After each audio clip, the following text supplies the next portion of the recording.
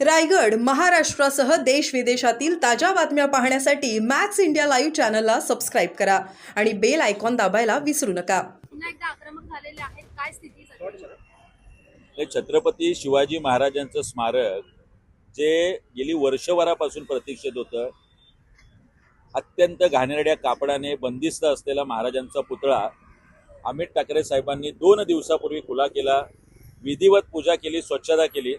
याची पोटदुखी ठाण्यापासून ते नवी मुंबईपर्यंत सत्ताधाऱ्यांना झाली आणि पालिका प्रशासनावर दबाव आणून ज्या पद्धतीने मोगलाई करून रात्री 3-3:30 वाजता चोर दरोडेखोरांसारखं परत एकदा हे स्मारक बंदिस्त केलंय. आपण कितीही प्रयत्न करा, गनिमी काव्याने परत एकदा महाराष्ट्र नवनिर्माण सेना हे स्मारक खुलं करेल एवढं मात्र निश्चित.